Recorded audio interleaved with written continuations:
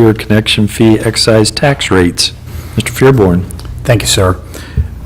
Staff each year brings to the City Council in work session what our recommendation would be relative to any increase or decrease in the water and sewer rates. And I'll go ahead and take that one first. We also each year address water and sewer connection fees.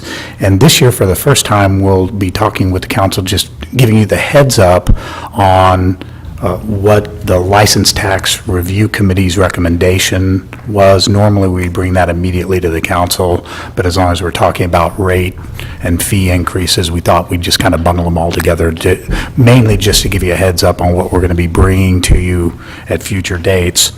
The water and sewer rates, as you know, since 2011, for the last several years, the city has employed a pure cost of service method in determining what the rates are going to be for the next year, or what we'll be recommending for the next year to the City Council. Cost of service takes into account just exactly what it sounds like. If our costs go down, we would be recommending to the council a decrease in the rates associated with that. We no longer use a blended rate. We figure out what the costs are purely associated with water, purely associated with sewer. Those are the recommendations that ultimately come before the council.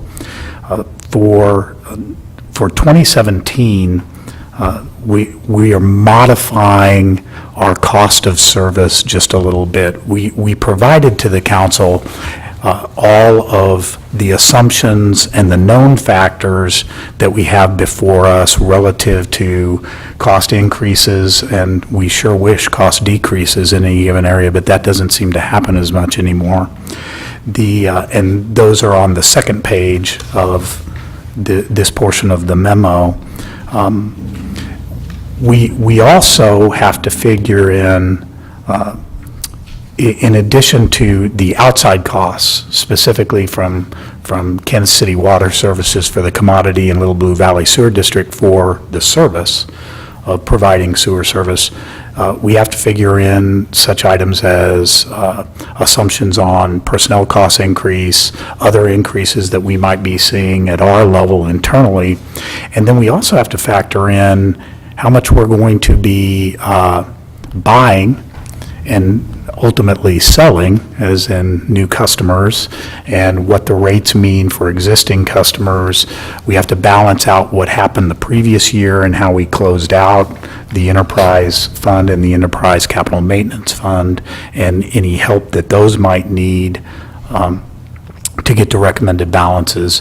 But this year, the recommendation from staff is going to be that the water increase from $6.70 per thousand gallons to $7.04 per thousand gallons, and that represents a 5% increase. If we look at what we have done is we have looked at the volume of water that we anticipate selling, what we would be making off of that, and do we have enough in projected fund balance that we might be able to offset some of the internal costs that we're going to be seeing as far as personnel increases, et cetera, and simply pass through the 5% increase that we are that we are being told from Kansas City Water Services that they're going to charge.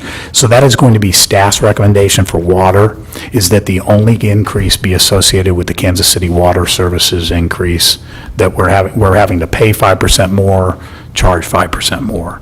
And then relative to the volume that's going to be associated, we think that will be enough to offset any other expense increases internally that we might be realizing. We're recommending the exact same thing for sewer. Little Blue Valley Sewer District is letting us know that they will have a 6% increase. We are recommending an increase for volume customers from $7.05 this year to $7.47 next year. That's a 42-cent increase. The same thing for our sewer winter average. The same 42-cent carries through to them as well. That actually represents about a 5.96% increase against a 6% increase being proposed by Little Blue. So we are in essence recommending simply pass-through increases associated with the commodity and the service being provided. And that's the portion that's the water and sewer rates, and we'd entertain any questions you might have. Sonia? Thanks. I just have a quick question. I know when we've seen this before, we've kind of seen how we compare to surrounding cities. Do you have that info? We will be providing that at the public hearing, because we have to have a public hearing on this, and if you can hang on just a second, I was going to get that information. Okay. So there would be a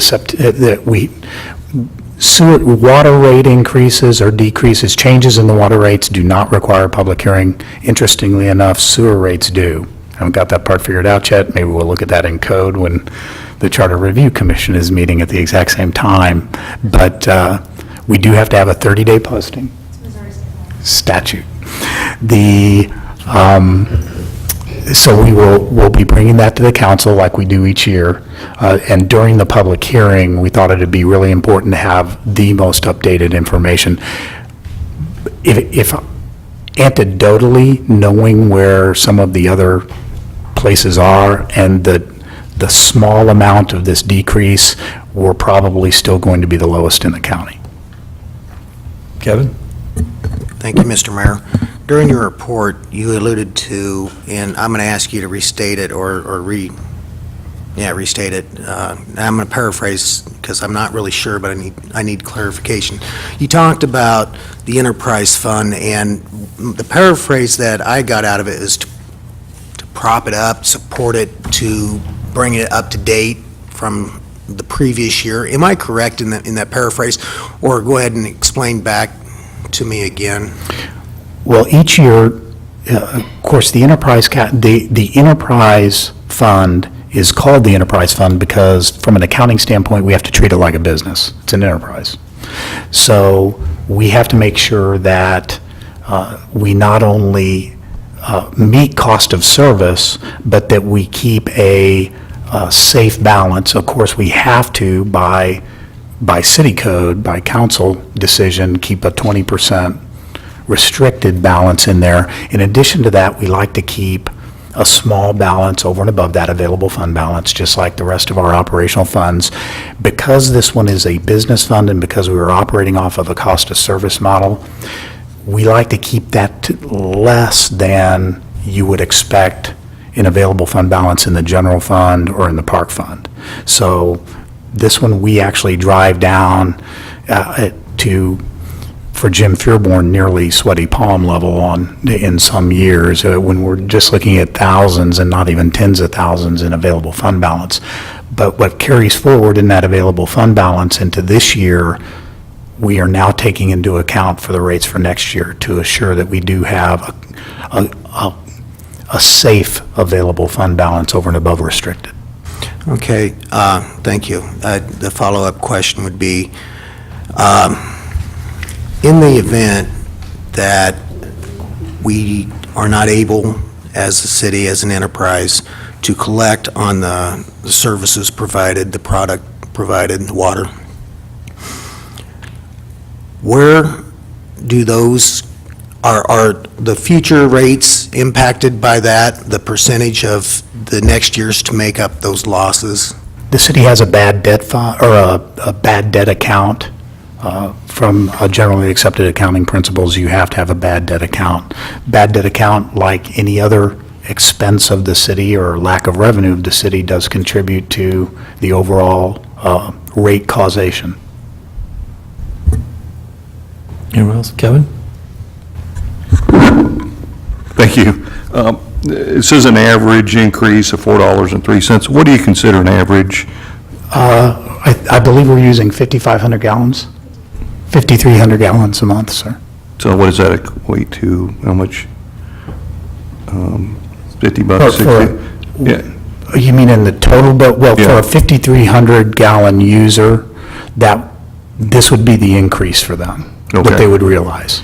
And then you talked about you had a bad debt account, so part of our cost is writing off bad debt. Do you have a percentage of that? When you look at this rate of increase, what percentage of that? Is it a 0.0?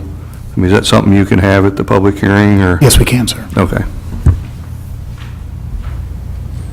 It would be bad debt and uncollected, because we don't completely write it.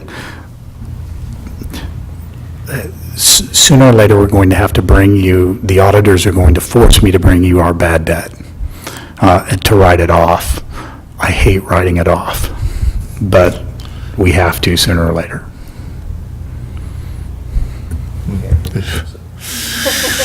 Yeah, no.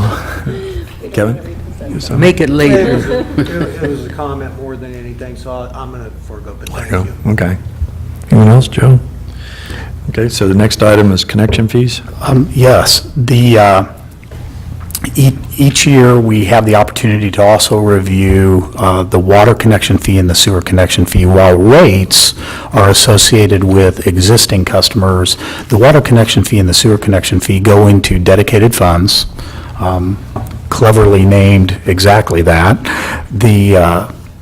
And they are, the revenues associated with those are used for growth expansion items.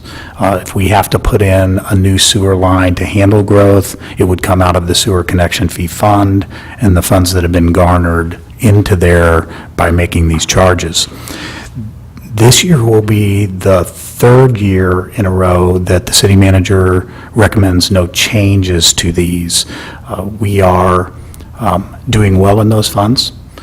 We have not yet, we have to balance off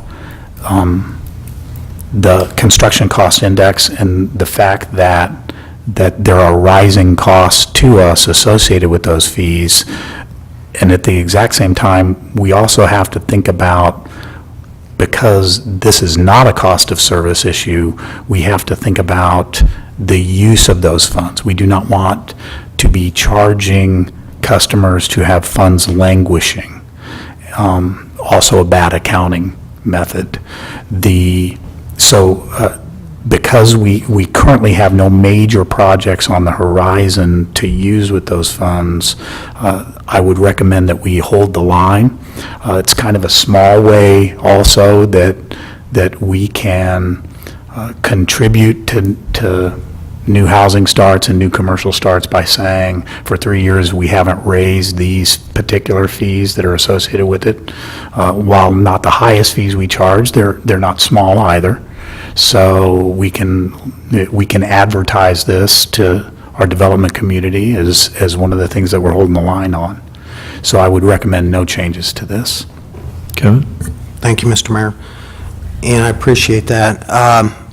I'm just kind of curious, is there a benchmark that staff is looking at what point that we will need to revisit this or take into even more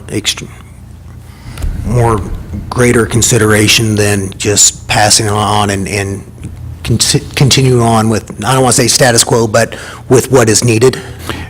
As soon as we have to start using those funds. Is that a carryover fund balance?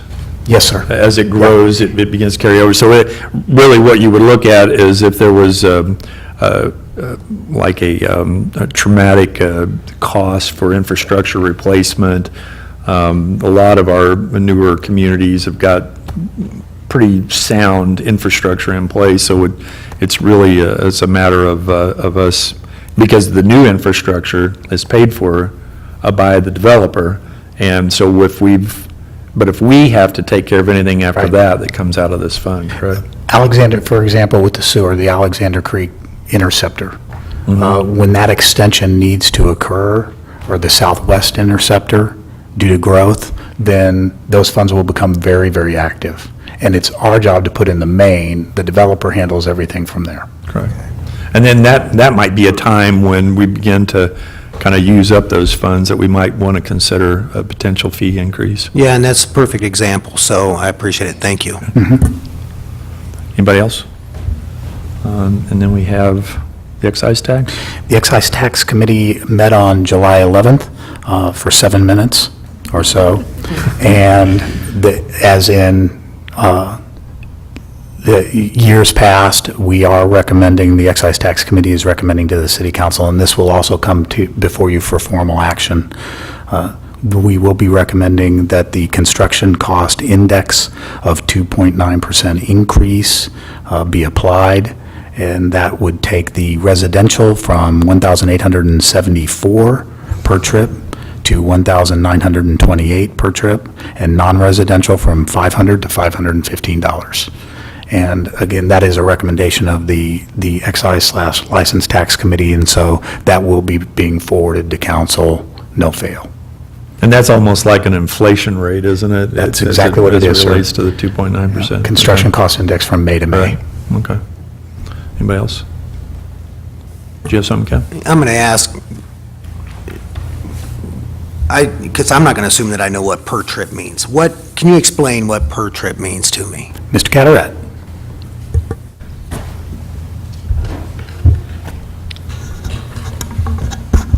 The Institute of Traffic Engineers has a nationwide manual where they have done in-depth studies of various businesses, any business you could really imagine, how many trips in a peak hour that business would generate. They calculate that number. So an example, I'll just use an example, Taco Bell, when they came in, they have 34 trips per peak hour, is what it was calculated out to be. So it's a very scientific process they come to determine those trips. A single-family home is 1.01 trips a peak hour, just as relative number. But it's really, again, they're studying the entire day, and then they determine what the peak hour is. In Raymore, it's 4 to 6 is what we have our peak hour. And so that's where that designation comes from.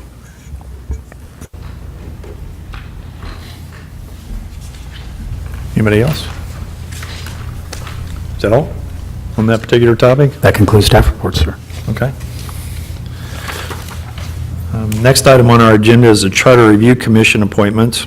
As you know, for the past several months, we've advertised that we're looking for commissioners for the 10-year Charter Review. As of last week, we had received, and I think you've got that list in front of you here, received 12 names on that list. We have 2 from Ward 1. We have 7 from Ward 2, 1 from Ward 3, and 2 from Ward 4. Now, I understand with the conversation that I had with Mr. Barber tonight, there's a potential Ward 3 candidate that may have put in a volunteer application for the P&Z rather than the commission, and was also interested in the commission. Is that correct? That is correct. Okay. Do you know when we might expect that application? Or is it application, does he just want us to alter it to commission? We could get it tomorrow. Okay. Yeah. All right, because that would alleviate a lot of the issues and discussion with regard to what we have to do tonight. Because if there are 2 if there are 3 wards, and there are 2 in each of those 3 wards that are sound candidates that we feel comfortable with, then really it's determining, 1, who the mayor's choice is, and then 2, which ward would be represented by 3 individuals. Obviously, it's going to be, the potential is only 1 ward, or that would be Ward 2, would have 3 candidates, because frankly, from the mayor's pick, looking over the list of names, my choice is going to be Mr. Moorhead. And my reasoning behind that is that looking back over the documents as it relates to the review 10 years ago, is that Ernie Van Hoosier was a councilman, also kind of led that group and did a great job through his knowledge of legalese and knowledge of the charter, and working with the city attorney at the time, Mr. Joe Willerth, who I hope will assist us again in this case as well as we move through the charter review process. So then it's up to the council to determine. I think tonight what we were going to try to do is pick 4 that we would consider out of the group. Is that what we're going to try to do tonight? And then we would make the final determination in 2 weeks prior to it being put in as a resolution? Can you straighten me out on that, James? Yes, sir, thank you. If we're just looking at Ward 4 and following the same format that was used last time and that the council approved by, or Ward 2, Yeah. and that the council approved by resolution, tonight would be the opportunity for the ward members from each ward to advance their candidates, to get it down to, if there's more than 4, to get it down to 4 or less, if they so choose. The thinking from 10 years ago in that was that if every single ward had 7 or 8 candidates that were on the list, that the ward members from each ward would narrow it down to a manageable level of 4 candidates from each ward, that then the entire council, 2 weeks from now, would debate over and come to a consensus on who would then formally be brought the next week in resolution to the council, which would be August 8th, is when that is scheduled for. So, as you have indicated, sir, the only ward that actually has more than 4 is Ward 2. You have indicated 1 in Councilmember Moorhead as your candidate.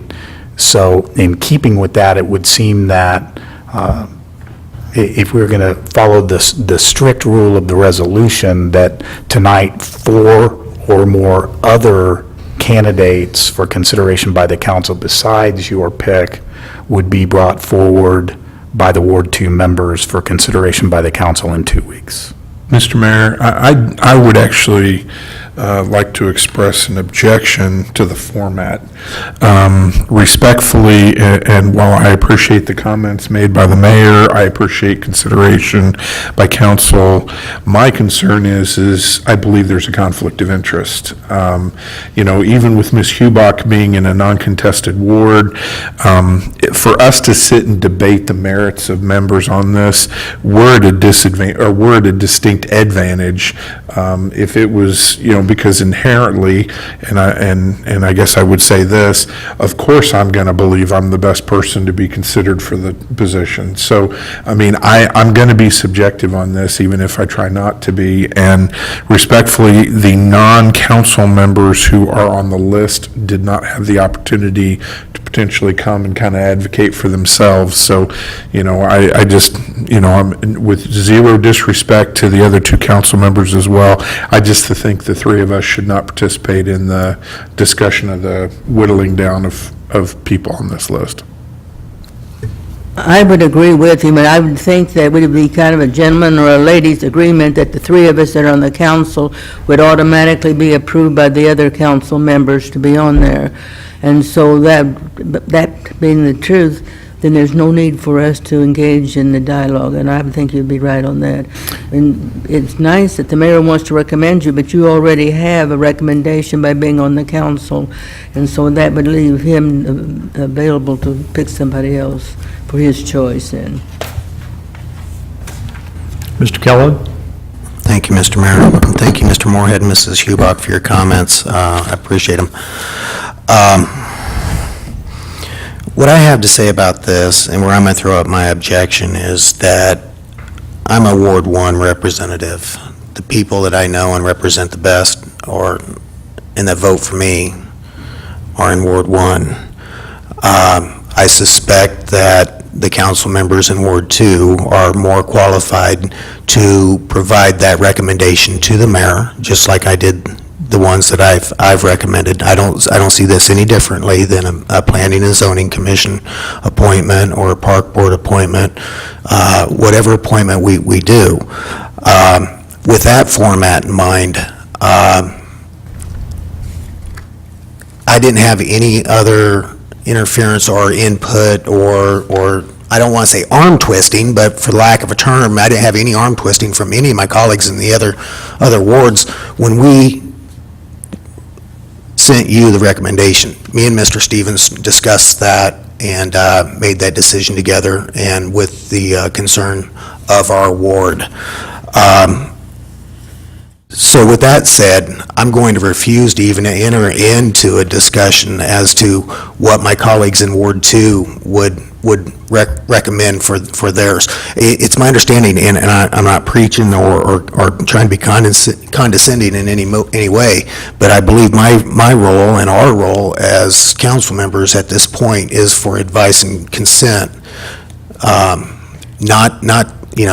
We forward our recommendations to the mayor. And I think that's worked well in the past, and I don't want to get away from something that I see that is really good at that point. So respectfully, that's my justification and where I'm at. Mr. Mayor, that is true. One of them, we make the recommendation, but the entire council votes. Correct. So we need to be able to vote. The entire council should vote on all of these then. Mr. Moorhead? As kind of a counter to Mr. Kellogg, though, I would say, I also have a conflict because I'm employed by one of the other individuals on this list. So there's no way I'm going to make a decision on this list. It would be inappropriate. We're in kind of a unique situation. I'll let Mr. Burke speak for himself, but basically, both Ward 2 members are on our list. So in essence, we both shouldn't make the decision. Applications were submitted, and those applications were, individuals had the ability to provide information to themselves that was going to be made available to every council member to make a decision, including the mayor. And I guess I would go ahead and say that I have faith in the other council members to review these applications and make a determination. There are very good people on this list. It wouldn't be appropriate for me to say if there was a bad person, but you guys have the applications, and I trust in your decision. So I would hope that you would still, I guess, if I am influencing you, would be, please step in and make the decision. Joe, any input? This is a really good list of people, and it's definitely a tough choice. I certainly wanted to participate in the process to learn more about our city government, how it works. I had not gone farther than that to think about what other people, would be the people to represent that process as well. And I would certainly want to have input from the whole council, because there are some people on the list that I don't know. Sonia? I think that, I agree, this is a list of lots of great people to choose from. From my perspective, if I were in your ward and looking at this list of people, rather than saying, yeah, I know that I'm going to be one of the best people to be on this commission and automatically voting for myself, I think professionally, I would look at the applications and consider the backgrounds of the people, the reasons they want to be on the committee, and then that would help me choose who might be the best people to serve on this committee, rather than, well, I want to do it, and so I'm the best person, or, because of my history, maybe at least consider. And I think that's something that's kind of your job to do, because it says that you're supposed to bring forward 4 people. So to be able to really objectively look at all of the choices and all of the applications and determine, for example, one person was on the committee before and has all that history, is that as valuable as something else? And considering that both of you kind of are, one of you really, one kind of employed by someone else, you need to determine, are you going to be able to work together in this committee, and I don't know, I feel like if it was my choice, I could look at the applications and consider all those things and still come up with 4 people from the 7. And I kind of, not that I think as a council we can't do it, I think we could, but I kind of agree with Kevin. It seems like that's your job. Mr. Barber? I'm going to jump on the bandwagon here and agree with Sonia and Kevin and Ms. Hubach. number one, I think the council people that have stepped forward, I think they should be on the commission. But I do think the Ward 2 council people, I think really that it's your ward. Those are folks from your ward, and I think it's something that we're still going to have to vote. It's not all four of them are not going to be picked. We're going to have to vote as a council, but I think you two are the best to bring that forward to us. So that's my 2 cents. Yeah, from the mayor's perspective, I'm talking to myself in third term here, but third person, but, there are members from Ward 2 that, I know them all, frankly, with the exception of Mr. Jones, the final candidate who just put in an application here recently. I had recruited Stephanie because of her historical perspective, and then Sheldon jumped in there from Ward 1, who was previously served on the commission. And, really Kevin and Sonia, from a perspective of Mrs. Hubach, I mean, she can testify tonight that while she was not a participant, while she was not a member of the commission, she certainly was a worthy participant in each of those meetings. And if Joe was not selected, could continue to participate by coming to those meetings and participating in those, and even testifying possibly his position on a couple of the issues. So I don't necessarily agree that just because they've applied, they're the best candidate for the position on the commission. Now, I do believe, that my choice, I'm a little prejudiced, that I think Derek would be a great chairperson of that group to keep the group going forward. And, but there are other members on this group that I did reach out to. Rocky Balfour, who's a member who works out there where you do, Kevin, and I don't think you said you'd met him yet, is a gentleman that I've known for several months now, and a pretty sharp individual, and I think would give a wonderful perspective to the commission as it relates in this day and age with the things that are going on in the communities and metropolitan areas around us. So, and then the other candidates from each of the 3 wards are pretty much there by default, being the only 2 members. If your person has applied from Ward 3 that you're talking about, and is willing to participate in this arduous process, and it will be an arduous process, that they, by default, we go ahead and use those from the other 3 wards. I mean, if you guys want me to propose a resolution, I got names I'm willing to put on a list and propose to the council for the commission just to get this thing going, but I'm certainly open to, because like I said, I know the folks on that list, but anyway, just from me. Respectfully, I can't believe I'm going to go home tonight and go, I'm trying to take a high road here, and everybody keeps telling me it's okay for me to do this. Mr. Zur, question, I fully disclosed my conflicts. I'm not sure to what degree this is a gain or benefit, so much as I would be choosing to take on a lot of hours of work, and I do appreciate the compliments extended and the faith extended by the mayor. Is there any potential problem if I were to participate based on the comments of the other council members? I don't see a conflict that you have direct at this particular point. I would note that there is some issue with regard to conflicts that you might have for employment and anything over $500 that you would have received as being a potential benefit for you at the end of the day. But that goes to one of your nominations. That does not go directly to you individually. Mr. Kellogg had his hand up first. Thank you, Mr. Mayor. On 2 different fronts. I didn't think of this, and I should have, but you have said that I do work with Rocky Balfour, and that is in fact true. He is a supervisor at where I work. He is not my supervisor.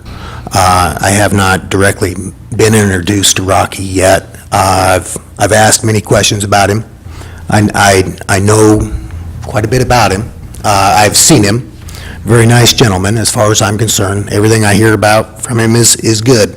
But in full disclosure, just like what Mr. Moorhead did, is that, he is not my supervisor, but he is in management, and I am hourly, and I am subordinate to him. So I'll ask Jonathan, is there possibility for conflict there?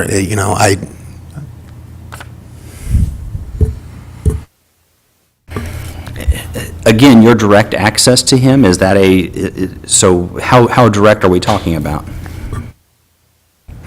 If, for an example, if I was to work inside of this city of Raymore and I worked for the Public Works, he would be a supervisor underneath Jim Catarat. Different departments. I would say that probably does not directly qualify unless he has a way of impacting your particular career, your particular employment at that in that realm. So I don't have as high a concern with regard to that. Just because you work at the same location, he might have a more senior position from you, but if he is not a direct supervisor over you, I don't think that is going to be a direct conflict for you to consider. Thank you. Mr. Stevens, did you have something? I just want to make sure I knew what I was talking about here. 8 people are going to be on a committee, is that right? Pardon me? How many people are going? 9 people? There's 8 that you all choose, and then the mayor's choice, and I've already kind of identified who that is, so it kind of takes him out of the equation. You don't think Westcote would dog you, would you? Mr. Mayor, I have no I have a comment que- about Mr. Westcote. Ms. Hubbard? I have a problem with that. These 3 people that we're talking about, myself and Derek, Mr. Burke, we're all 3 council members, and we're going on not as members of the community, we're going on as council members, the 3 of us. And so, to me, that makes a completely different situation there. You could go ahead and approve the 3 of us, hopefully, and that would get started. And then in Ward 4, we only have one other one. I do not know Mr. Ackland, do you, Sandra? But he has applied, so I would recommend him, so you've gotten Ward 4 taken care of, the 2 of that. We can do the same thing on Ward 3, and then it leaves us to Ward 2, the very last, and make some decisions based on who's left. Because, we can be here all night talking about what-ifs and everything like that, but let's make some decisions. Well, the charter does allow for up to 3 council members to That's right. participate on but it doesn't say it has to be 3. Doesn't say it has to be 3, but there's 3 that have indicated they want to be on it. Mr. Kellogg? I'm one of them, Derek Moorhead and Jim Burke. Joe? Joe. Yep. But they serve as citizens, not as council members. Just by the fact that we are council members, what this is saying, it doesn't count us out, but we don't serve as council members, we serve as citizens. If I might. Sure, Mr. Yeah, Zerr. the specific language that you're referring to there is the Charter Review Commission shall consist of 9 qualified voters of the city, not more than 3 of whom shall be elected officials of the city. So you are absolutely correct with your analysis of you are actually, as a citizen, at the end of the day, you're one of the 9 qualified voters. They just can't have more than 3 individual council members. Yeah, because, even by that standard, if I had wanted to serve, I could have applied as well. Well, I'm going to suggest that's going to bring up a different question, because you're not a council member. You're a mayor. It doesn't say that, it says elected officials. Correct. Thank you. Very good point. While we're talking about this, Mr. Mayor, maybe the point is that we should not have a commission that is composed of citizens and elected officials. The city council has the right on its own to go ahead and act as a charter review commission. So maybe we need to think in terms of what kind of a commission do we really want to be? Do we want to be one that's strictly city council, or do we want one that's got part city council and part unelected city officials? And Councilmember Hubach, as I think I've actually said before, that would be a wonderful first agenda topic for the commission to consider. Mr. Sir? I think at this point, though, I would think I would say that's not one of the options considered under your section 14.8. You, as a council, can make decisions and proposed amendments to your charter, but that does not necessarily replace the provisions under 14.8 as to a charter review commission, which has to be done at least once every 10 years. So, Councilmember Hubach, you are absolutely correct that you, as a council, can put forward proposals with regard to amendment of the charter. It does not remove this provision for the requirement of a charter review commission to be established. Well, that clears that up, huh? Well, can you vote or talk about Ward 4 and get it out of the way? Well, that is scheduled, but not for tonight, ma'am. I think where the council is right now is the acceptance that there will be the 2 members listed from Ward 1, the member listed from Ward 3, in addition to the individual who is intending to apply tomorrow for 2 from there, the 2, including yourself, who are on for Ward 4, and the mayor has already indicated who his nomination is going to be. It would seem that the council, in some form or another, which is what you all are debating right now, is advance up to 4 names for the full council to consider next week, or in 2 weeks. From Ward 2. From Ward 2. From Ward 2, right. Would it be better for the 2 council members in Ward 2 to be declared and have the mayor then pick the 3rd one? Since they're already wanting to serve, then that gives you maybe a second choice. I believe the mayor is- But give him the choice then of picking a 3rd one that's not the 2 council members on Ward 2. I assume that's a potential option, Mr. Burke? Another suggestion, I don't know if this is okay or not, but we could, instead of picking 4, we could pick 3, knowing that you've already been picked by the mayor, and then we would put 3 names from Ward 2. But- Yes, it would. It would be, because you'd only, you So I'd only could have- only choose 2 of the 3. There would be only 2 You'd of pick the 3. 2 out of 3. I mean, we could do 4, but one of the 4 is going to be Derek Moorhead. But we don't have to do that. Well, if we are left to vote on it, I'm going to concur with the mayor that Derek Moorhead needs to be one of the 4. Well, let me And I'm, refer down here to Mr. Zur or Mr. Fearborn. So we were going to narrow, you knew what the mayor's choice was. You knew that, and told me that we would probably end up narrowing this to 4, and the reasoning behind that is? Because that's what you all voted on in resolution, that 4 members would be advanced, but the mayor also gets to advance someone on his own. So you have advanced 1 of the 7, they could advance up to 4 more, Oh, okay. for which the council would then debate. It wouldn't stymie the council debate in 2 weeks. The council would still be debating and making the decision on the final 2 from the 4 that the council members from the ward were advancing. Okay. Ward 2 doesn't have to have 4. They have up to 4 that they can do. Right. Okay. Well, see, now, Mr. Mayor, I have problems with that, because these 2 gentlemen are already, by virtue of being on the council, want to be on it.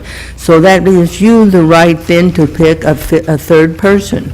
Because Mr. Moorhead is already in it, so you don't have to really pick him, but you've got the option to pick up someone else, and I think that you ought to exercise that option. Mr. Mayor? I'm sorry to interrupt. Yeah, go ahead, Kevin. I'm sorry to interrupt, but that's not my interpretation as to what the resolution said.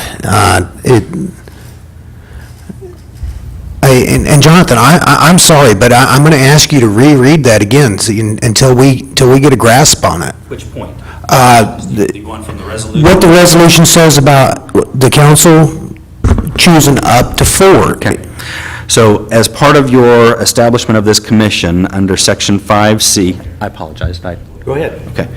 The city council shall put forth up to 4 candidates by ward for up to a total of 16, and 1 candidate nomination by the mayor at a work session on July 18th, 2016. The city council shall review applications submitted by each ward at the July 18, 2016 work session to determine the 8 commissioners at a work session in August 1st, 2016. Resolution approving the commission appointments determined on August 1st, 2016 shall be approved on August 22nd, providing for an effective date of September 1, 2016. Did you also want the information from the charter as well for who can serve again? Yes, please. Sure. So the language that you've gotten, the terms of your charter section is, the Charter Review Commission shall consist of 9 qualified voters of the city, not more than 3 of whom shall be an elected official of the city. No more than 3 of the commission members shall reside in any one council ward.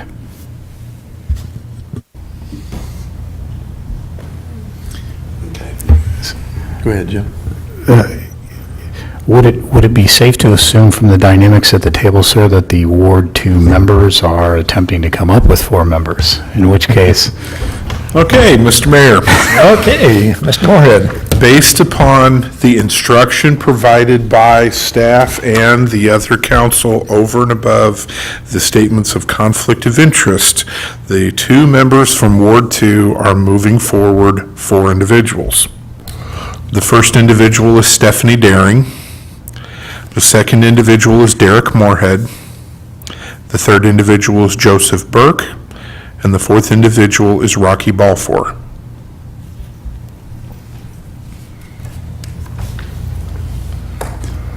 Okay, so can I assume then you're just advancing 3 if you already know who the mayor's choice is? That is correct. Okay. Mr. Mayor, Mr. Keller? I'd like to thank Ward 2 representatives for that on the fly. I think you guys did the service, and I appreciate it. I guess I appreciate everybody tonight, but I really do appreciate you guys doing that. Thank you. All right, excellent. So that will be taken up at the next work session, and we'll finalize that. to determine the 2 out of the 3 from Ward 2, sir. Correct. Okay. All right, thank you. So anything else? Otherwise, we'll move on to the 3rd item, which is a review of the strategic plan focus area number 3. Thank you, sir. As we had indicated in June, we brought to the city council, and as I had further indicated in my email to you all over the weekend, we had brought to the city council the 4 strategic focus areas with the goals that had been agreed upon by the council, as well as those strategy areas associated with each goal that staff had brought forward for your consideration and prioritization. Following that, we went on a tour, and that changed a whole lot of staff thinking and perhaps council thinking. And so we asked the subcommittee of the ED group to go back and revisit in light of the tour and the things that we had seen, the things that we had heard, and take a new look, not necessarily at the focus area overall, because we think that the importance of the focus area remains strong as proved by the tour, but to look at each of the goals. It was, to begin with, a bit of a cumbersome focus area. We started, as you can, the first 2 pages are the revised recommended goals and strategy areas from staff. The last part, where we start over again, is the original that we had put in front of the council, all in black. We had originally had 5 goals. Again, it was a little bit more cumbersome than some of the other areas. We had a lot of strategies underneath those. I can't tell you the number of action steps that were underneath those strategies. And so we refined those, and so we thought what we would like to do is bring this new revised strategic focus area and the goals to the council, and then as we try to further trim it down and ask the council if you all think you like these, maybe get a little bit of feedback, because we really haven't had the opportunity for the mayor or the council members who went on the tour to talk about what you saw, some of the priorities that the tour may have given you that we want to make sure are included in the strategies or the action steps that are here, and just kind of give everybody the chance to freewheel on this one, and then we'll come back to you with what we hear tonight, with what we think we're hearing are the priorities for the strategies, as well as which goals you'd want to hear first. And I'll go ahead and throw this one out. You will note the new strategy number 3, under goal number 2 on the first page, is examine the feasibility of a downtown Raymore. That's been a little bit nebulous out there. Certainly, we heard a lot about downtowns on the tour, saw a lot of excitement, and with that, I can tell that the mayor has 1 or 2 things he already wants to say, so I'm just going to keep my mouth shut and listen to y'all. Well, I know we loved the trip, didn't we? I mean, it was awesome. We had a good time seeing the different areas of potential examples of development that we can kind of get a visual for. One of the things that I was struck by probably the most was downtown Gladstone and how they have begun with a small area to work with, have done an awful lot with. And it's not that much dissimilar as to what we might envision occurring actually around this facility. Now, I've shared with a couple of you about my vision of kind of reshaping the traffic pattern for this facility. Some of you may know it, some of you may not, but as we saw from the traffic patterns in the downtown Gladstone area, and one of the concerns you had, Mrs. Hubach, about the new annex not having enough parking, I talked with Mr. Fearborn, Mr. Cataret, who have, and Ms. Hauk, about how the circle here could be reconfigured, making it a one-way with angled parking. And that simplifies the description, but it almost doubles, and maybe 2.5 times the existing parking capabilities. It also gives a full visual of the circle, because if you're one way, unless you're cutting through the parking lot here at City Hall or taking off on one of the 3 entrance and egress points to the circle, you're going to make the trip around the circle, which creates a visual and a downtown feeling, I think, for this particular facility. And then it gives us another marketing scheme for the open areas around our City Hall for the potential for multi-use purposes. We could look at potential retail with living quarters above those.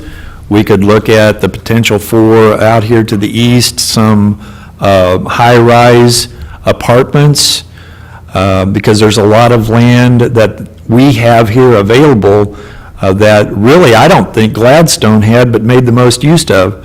And if you've not been up there to their downtown area, it really has changed the feel for Gladstone's identity as a downtown atmosphere, which they were lacking for many years and had discussed how to bring that about.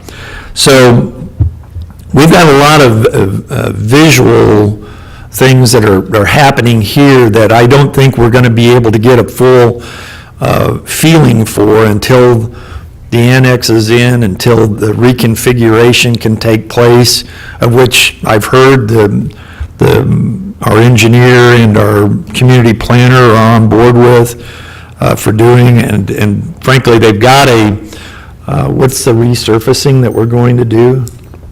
We're going to be doing microsurfacing all around the circle, so At that point, when we have to stripe, it gives us the opportunity to go ahead and make those traffic reconfigurations to allow for that to occur, and gives us that downtown feel. I know when we were out in Las Vegas, one of the planners out there jotted down what you need for a downtown area, and angled parking on 2 different directions was one of the things that he actually talked about can help provide for that.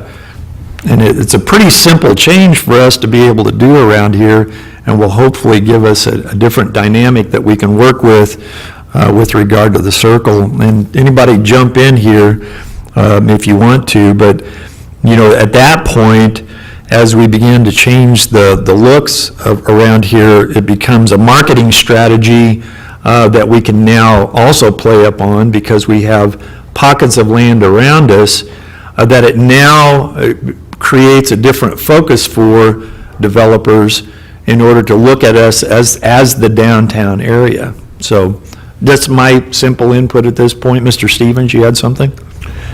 Regarding the parking, I think I mentioned this once before, and y'all told me I couldn't do it.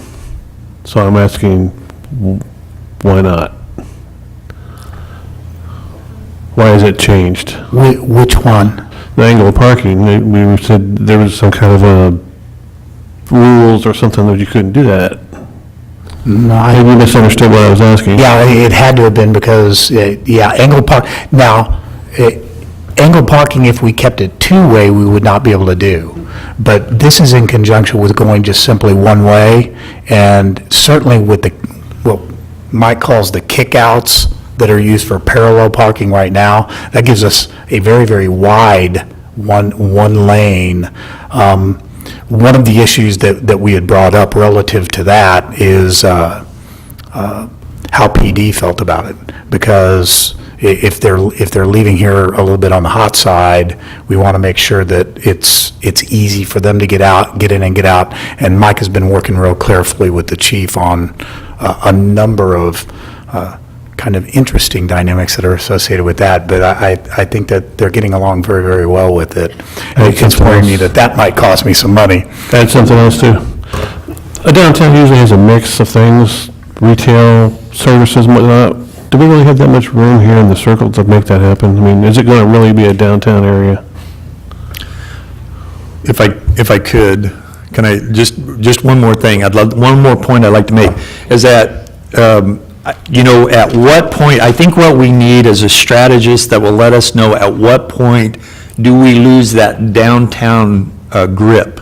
How far out can a downtown area go? Can we go all the way to Willow Wind? Can we stretch down to CVS? Or can we go toward the other side of the street or even across the street? At what point, do we lose that downtown identity if it extends out too far? But I think considering those areas as a potential to be inclusive in a downtown identity, it could be advantageous for us.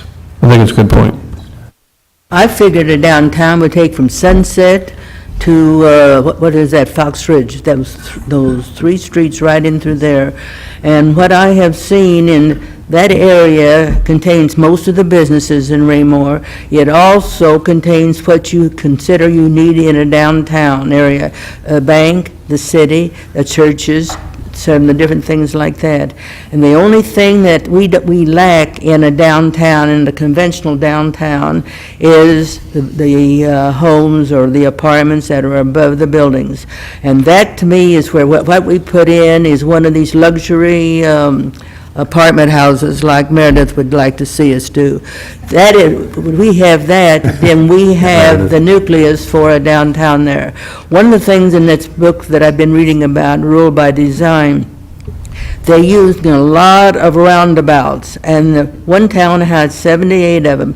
And the reason that they have them is they don't make the roundabouts like we do. They make them more like the roundabout, like you see, was it at 32nd and Linwood, where you've got that big statue in the center and you circle around it. That's more in line with the kind of roundabouts they're talking about, so that you had a view of everything that was going on. You don't have all those long fingers of concrete, and it went ahead and moved traffic really well. So we need to be rethinking our traffic patterns, but this area that I'm talking about has everything that you would think a downtown would have, except for the apartments above the businesses or an apartment house itself, and those are nearly always found in small downtowns. So I've figured out some different areas there that I would like to talk a little bit further with you. Mr. Barber, you had your hand up. Does that matter?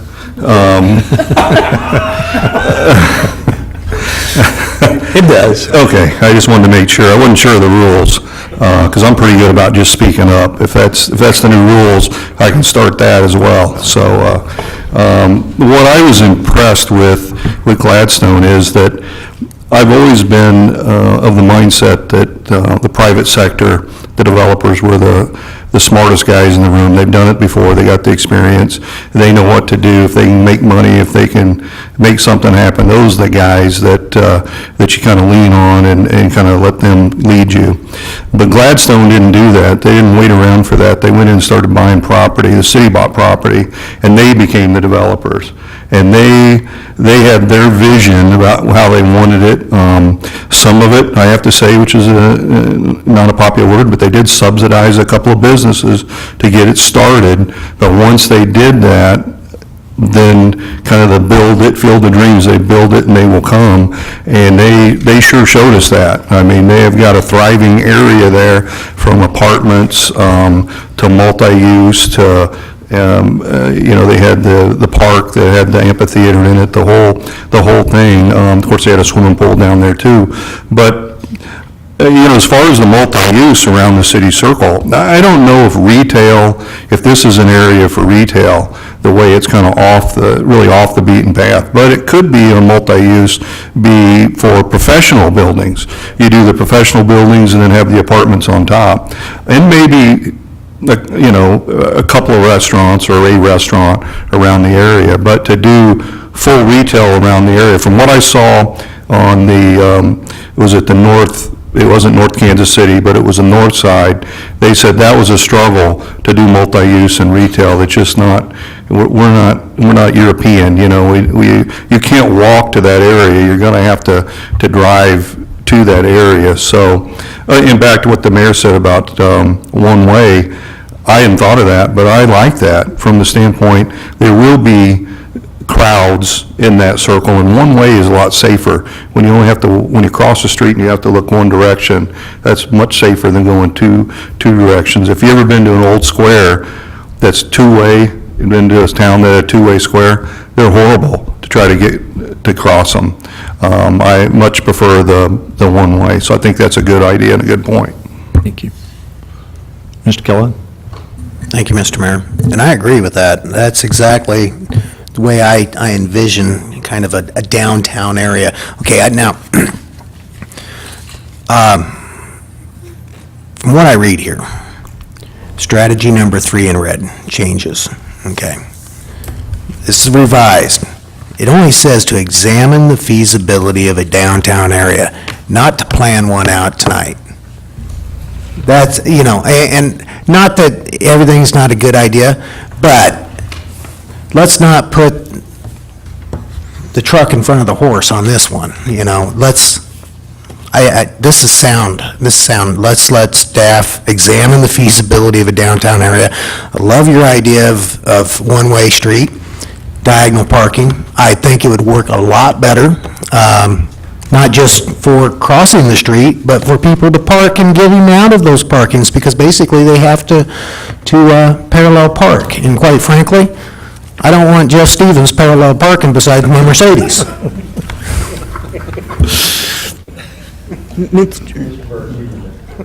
Thank you, Mr. Mayor. One of the things that we learned on our development tour was that certain types of developments breed other types of developments, and to address the parking, the more spaces that are available around the circle, the more potential customers there are for somebody that looks at that pad site and says, hey, I'm going to have to build some parking, but look at the parking that's around here as well. And a downtown center would have lots of parking where somebody says, you know what, I'm not going to get a better parking space later, so I'm going to park here and I'm going to plan to walk to all these different places.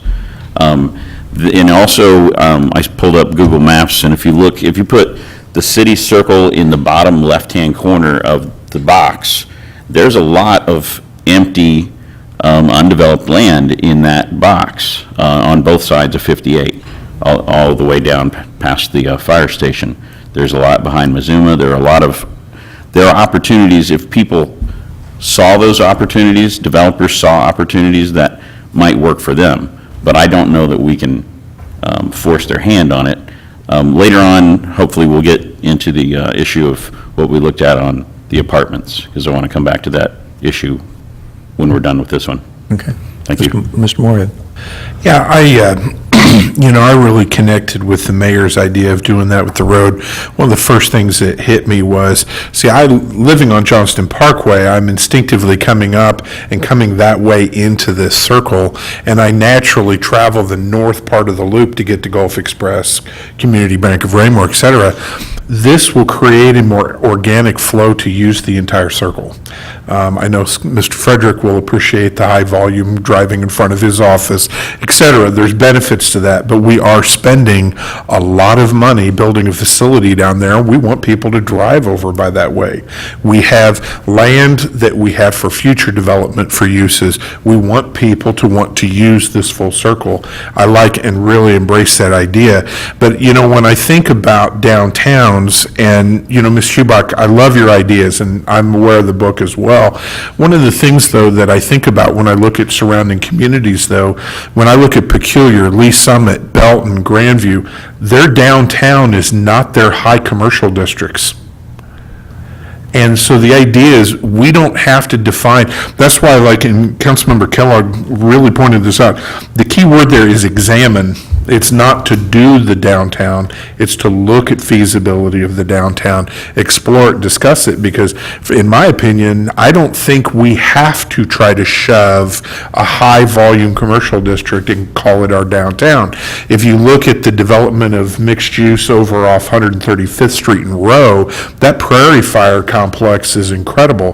The problem is the star pointed out quite clearly, they're nowhere near their expectations because the community hasn't quite synced up with that. It's going to get there probably, but the thing is I don't want to just force a square peg in a round hole yet. I think we need to take a look at more of both the literal creation of a downtown and the nature of community gathering to create a downtown and find what fits us. And so for me, I kind of like leaving our option a little more open, so I thought those were good catches. Yeah. Thank you. I have to agree. I am happy to see this here because this was such a great big thing that came out of our conversations with the community, and it wasn't in this part of the goals the first time around, and so I'm happy to see that here as part of this area. I'm glad you're checking out PD. That was the first red flag that popped into my mind. I thought, oh, all the way around and fast cars and I don't know about that. A little hesitant too. Of course, that's always what comes to my mind first because that's why I come here, if not for this, for PD. But thinking of retail and families walking around shop to shop and then lights and sirens police car flying through here, that makes me a little nervous too, but I'm sure that Mike and Chief will get that all worked out. My other just little hesitation, my dad always points out the bad things about a plan first, so that's how I've been trained to think. With the new Civic Center down there, I would hate to do something to traffic that would hinder the use of that, people having to drive all the way around, only having, what might seem more like one way in or one way out, even though there are three, when you have to drive all the way around, it seems like you got to go a long ways to get in or out. So I would really also. Really, a long way? A long way, All right. For some people, that's a long way. Just to be sure that we're looking at that and thinking about that. I think parking, we knew was going to be something that we were concerned about here, and so I think the more we can get more parking spaces, and like you guys said, that parking brings business. So anyway, that's why I just wanted to say that. And kind of switching gears a little bit while it's my turn. On strategy number 1, the verb there is position. And I'm just wondering what does that, what would be the action taken on positioning Raymore? On goal 2, strategy 1, sorry. Yeah, because most of the other verbs are, you can really see, okay, here's what's going to happen, here's what's going to happen. But when I look at positioning Raymore, I wonder, what's going to happen? What does that mean? This one bleeds into focus area number 1 to a considerable extent. We're talking about our branding effort that we're going to be proposing to the council for next year that we've been talking about for about a year, that we had kind of indicated we would be driven by the strategic plan and the areas that we need to be focusing on there. We see it as a marketing campaign. We have, one of the things I talked to the council about when we first, right after I was appointed city manager, is the days of just being able to sit back and not be aggressive in marketing the city relative to economic development. Those days are over. They're long gone. We are in competition, and we have to accept that. And see that a third component of this is who do we position ourselves with? Do we position ourselves with the developers? Or are we positioning ourselves as a regional marketing, or regional ED power? Who are we going to work with relative to that? Should be, what's the level of cooperation we want to see with Belton and the other North Cass communities? How do we want to be treating our relationship with the chamber? All of those are relative to how we're positioning ourselves in the market. Meredith? No, I think that's key. The only thing that I would add is that that changes depending on what audience we're talking to. So we'll likely have a number of positions that we've taken as sort of, here's how we present ourselves when we're talking to developers. Here's how we present ourselves when looking at other cities in the metro. Here's how we present ourselves when we're talking to potential businesses, et cetera. Ms. Eubuck? Yes, the thing that had impressed me the most about all of it was the fact that the council had the dream. They didn't let the developers come in and say, this is what we would like to do. They told the developers, this is what we want. They had a dream. They were aggressive about that dream and made it to make it come true. They just didn't depend upon others. The council themselves led the fight, or whatever it was, in Gladstone to get what happened. If we're going to do that, it's got to come from us. We can't wishy-washy around and say, well, let's have a committee and let's think about it. We can think of these things to death and not get anything done. What we need to do is make the decision is what was important to us, 2 or 3 items that are important to us, and then aggressively go after them. And if the developers don't want to build what we want built, then we'll find developers that will. But we are not at the mercy of somebody else. If we've got a dream, it's up to us to see that it comes true. Mr. Burke? Thank you, Mr. Mayor. Wanted to bring up a couple other aspects of our tour that I kind of changed some of my thinking by going on the tour. One of the things that, I don't remember which developer it was, but they said, it's a lot easier to incentivize developers to make high-quality projects than it is to make so many codes and regulations that it's just not worth their trouble to come here. And I know in my particular perspective, I see apartment buildings in a couple different ways. I see it once as a council person and second as a teacher.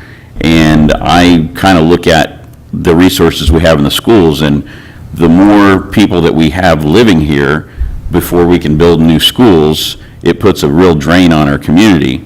But if we were to incentivize to have really high-class apartment buildings like we saw over at Longview and other places, the thing about those kinds of apartment complexes, the people that live there are really making choices about whether or not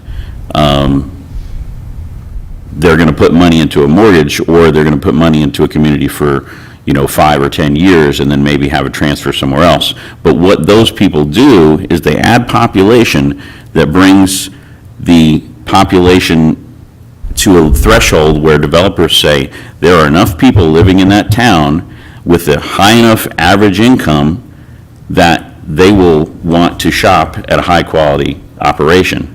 And so if we can incentivize apartments to become those higher end, like some of the ones we saw, it seems, especially up there where the Sprouts up in North Kansas City, that area, those apartments seem like they brought Not Edgewater? No, that is Burlington Creek. Burlington Creek. that brought in a lot of business, and that area to those people seems like kind of a city center, a small part of their city center. There probably are multiple city centers in that city, but the population drives the development, and we can help drive quality development by putting in, helping incentivize those things. Good point. Mr. Stevens? A lot of those areas seem to be a lot more urban than us, and it seems like their boundaries were more constrained than our own, so the only way for them to get more population is to go vertical. I don't know that we really have that problem out here. And also, I guess you need employers too. I don't know, where are these people going to come from? Well, I mean, one of the resources is going to be the new Cerner project. They're looking for a place to land their quality employees in an area where they're not yet settled to purchase a home, but we have, if you saw the study that they did, we have a lot of those dynamics in place now in order to be one of the most attractive communities for those folks to live. Mr. Keller? Thank you, Mr. Mayor. And to solidify that and to dovetail and build that up is that, and I am not trying to recruit for Honeywell. I'm not. But I do work for them, and I will have 13 years this August. We've discussed this tonight. Even one of the people that is, our Ward 2 members put forth for the Charter Commission, his name's Rocky Balfour. He's brand new to Honeywell. He's brand new to the city, basically. We have brought on approximately 100 high-skilled, higher-income jobs at Honeywell in the last year. The projections is another 200 in the next 2 years. So Cerner is there, and it's going to be there, and it's coming. The projects that we're working on are 20-year projects. So there is, the biggest pay increase I got in the last 6 years was when they built that plant right over there on 150th and Botts. It cut my driving more than half. So, there are going to be jobs. There are jobs coming. I know that. So let's keep that in mind. And I'm probably going to make a couple people mad at home when they hear me say this, but I want to give Mr. Burt some wisdom that, and I don't want to say it's wisdom, but it's the word I got, wisdom. I remember when I first got involved on the council, and how I got involved in city politics was with a apartment complex with where North Cass Parkway is now, out there just by the roundabout. The developer wanted to put in apartment complexes there, and I remember this room being filled with a lot of people in a work session very similar to this, and there was probably 45, 50 people around, and they were all upset, including me. Then, as I got involved with city politics and planning and zoning, I remember some of the studies that came in. There was an argument that said that when you bring apartments in, you bring a lot of kids and inundate the school district. Well, the data that came back to me as a planning and zoning member at that time was that it really wasn't. The numbers were less inside of a apartment dwelling complex than what a family, an established family inside of a family home is. So, I say that knowing that people might think that I support apartments. I really don't support them any more than I did before. But, when the facts come in and the data's there, you really, I hope you get a chance to see that. I really do. Because some of these things that we assume are just misinformation, so. Mr. Stevens? I was going to ask about the North Cass area too. Isn't that a consideration for a downtown area? I mean, it's from scratch. I mean, apartments, all that. One of the action steps that we'll be bringing to the council relative to this particular area is doing a feasibility study. I think that Councilmember Hubach has also hit on. I know we all know all the areas of the city, but maybe not through that economic development eye or through a developer's eye. So the tour of the city that would take hardly no time, and you could hear it through the eyes of the developer and why they might think, yes, in fact, greenfield development of a downtown, even though you might think of it as down there, might be your best bet. Or is it, in fact, here at the city center, and what are the synergies involved with all of those? But staff will be proposing as action steps the tour and a study of all of those different areas to kind of generate that discussion. As we grow as well, I was kind of thinking about I-49. It's already a mess at certain times of the day. How will we ever get a 6-lane built so that we can actually support the population that's coming and going? That's kind of out of our control, but how do we deal with that? Good Light question, rail. yeah. Yeah. Are we living the life? So at this point, Jim, what are you asking for the group on this focus area? I definitely think that one of the things we're hearing is strong interest on the council in proceeding on Goal 2. Some good questions on the bleed over into Goal 1, as far as staff trying to prioritize the strategies that are associated with those that we would bring back. I would like to invite just a very brief conversation from the council, because we had a considerable amount of conversation at the staff level, and that's Goal 4. We have moved around. There can be no question, I think, Mr. Mayor, you were perhaps privy to the KCP&L conversation where they talk about the degree of importance that comes with business retention within a city, and if you can't retain them, some of the problems that causes. And we have certainly wanted to give that its due up in goal number 3. But Goal 4 is, as you can see, we took some of the items to assist existing businesses. Those have been moved up into Goal 3. And Goal 4 has become a discussion on entrepreneurship within the city. And that is, in essence, the same way we look at the land and what might be brought up from scratch are some of the items that go with Goal 4. If any of you are familiar with Kauffman Foundation and their goals, they really center on developing entrepreneurs from within, and this particular goal went to that for us. Some of staff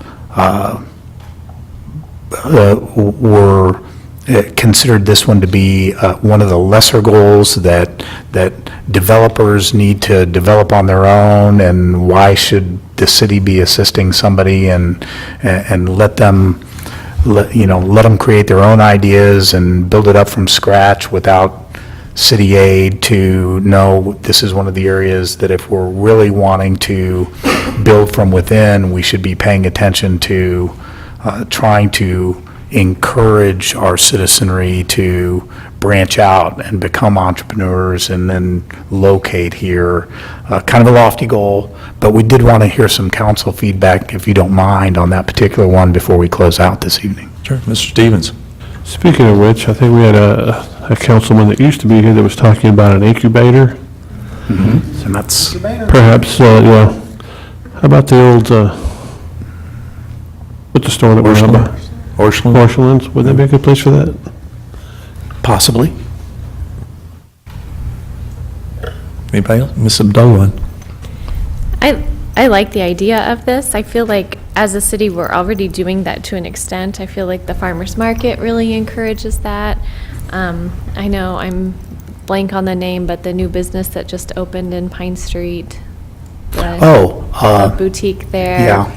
I mean, that's an example of she started in her house and then now is, has a storefront there. So I feel like, some of that is happening, but I like the idea of putting a little bit of focus on it. Okay. I do too. Anyone else? I just want to ask a follow-up question, because what you just said really spoke to the conversation that we had at the staff level. So when we talk about entrepreneurial efforts, there's a pretty standard definition of kind of what that is, like these startups, and really providing a lot of services and support for entrepreneurialism and helping people get their foot in the door, and then hopefully they choose to stay in town as their business starts to grow. And the debate that we are having internally is the focus on entrepreneurialism, or is the focus on local business, supporting, going above and beyond to support local business, and encouraging Raymore residents to move or operate their businesses here, even if they're not small startups. And so that was really the conversation point of, is the priority entrepreneurialism, or is the priority at local business? Ms. Moore? I'll defer to Mr. Barber. Raise your hand. Yeah, I think that's interesting, because I got an audiologist, my primary care doctor, and somebody else. I've got a lot of maintenance, but professional people, and they all drive. They live in Raymore. Actually, they're my neighbors. Oh, for my eyeglasses, optometrist, and they all drive out of the city to their offices. But yet they're my neighbors here in Raymore. And so, my vision is, a couple of comments I was going to make is to have a professional center where we could attract those folks here. I mean, they live here anyway. We're at a population base now that I think that they can support themselves. Another thing, when you look at entrepreneurs, remember the old days when we had shared offices? And now we office out of our house, but we used to have shared offices, and we'd go in and have a secretary that multiple people used. They'd have fax machines and printers and conference rooms and all that, so multiple people could use that. I think it would be interesting now with this virtual businesses that we have now, is to have businesses where you could come in and set up a business, but then have other businesses that they could use, from shipping and receiving to, some professional services, different things. I'm kind of drawing a blank on what type of things, but have businesses that you could bring entrepreneurs in and do their software business, that they would have other businesses in there they all could partake with, kind of like the shared office concept. And that might be even shared, software designers or that type of thing that come in. I think that's a concept that we're going to see more and more. People don't mind. Nobody builds anything from scrap anymore. They're just assemblers. They assemble it. And I think most businesses is done that way. They don't build it from scratch. They bring in the best of breed and then use those. So maybe plant those seeds, have an area that they could do that. I mean, high-speed internet is a must. Those folks have to have that.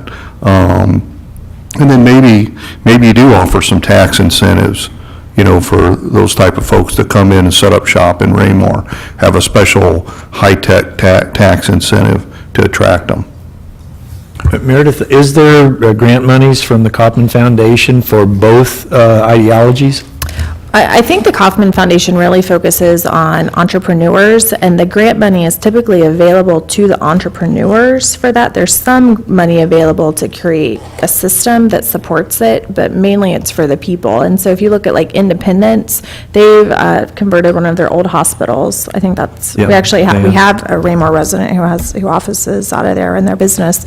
But I mean, they created like a culinary space, someplace that you could never afford to have, just in a general office space if you're up and coming, and so you can go in and use that space. So it's kind of like niche opportunities, not quite on the same level of like the shared office and support area that you're talking about, there's a lot of options for that as well. Okay.